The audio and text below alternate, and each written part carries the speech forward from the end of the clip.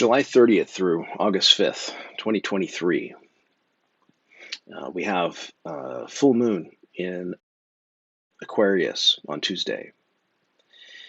And so it'll be going through these signs in order to the new moon in Leo. You could use this Aquarius moon, so cycles, breaking habituation, breaking something that doesn't serve you anymore, or that you're done with in general, right? But giving yourself 2 weeks to decrease and wane until you connect with something that is more consistent with your spirit in Leo. Mercury ingressed into Virgo on Friday, on the 28th. Mercury's at home in Virgo, so you can use it to think about how you can benefit from looking at things in detail throughout October 4th. This goes well with the Mars trining Jupiter. We want to avoid the aggressively assertive and recklessly enthusiastic, both in ourselves and others. And it's a good time for driving a project forward and pursuing an adventure.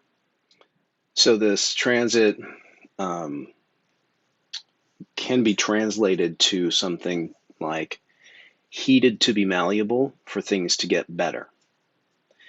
That sounds like an alchemical act, right? You can see why they liked playing with lead. But of course, we should not do that now because we know better.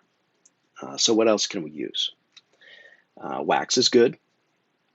If there's something in your life that you want to connect, join, or expand, you print the pictures that represent the things you want to join or whatever your goal is, or write a small paper of the goal.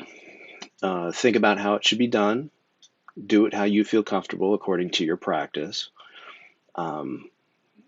Perhaps light a candle signifying the heating of the circumstance to make it moldable to your goal.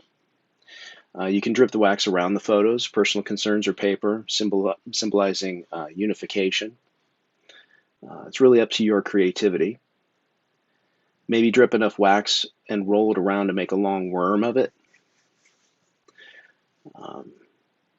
Have a large bowl of warm water you can dip it in to keep it malleable and workable to get the length you need to make the circle or other shape that you want. But the idea is to act out the heated to be malleable for things to get better idea, right? Listen to yourself as you think out the process. Keep the awareness of how it plays out, and take note of how it plays out. Oftentimes, you'll learn something about yourself or the surrounding circumstances that you can apply to the thing you're working on. Much can be made of looking for signs, but this is at the core of what makes that function useful. Mercury, dignified in Virgo, opposite retrograde Saturn in Pisces.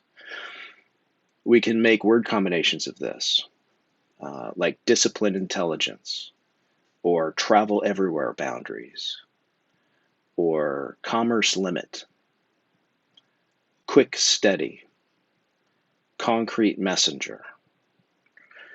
Mercury and Saturn present some dichotomous contrast to each other regarding Saturn's limitations, whereas Mercury is more about the passage.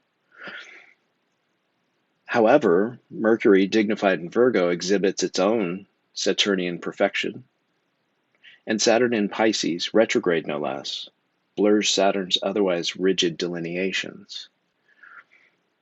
Commerce limitations facilitate all different types of transactions that need to be made.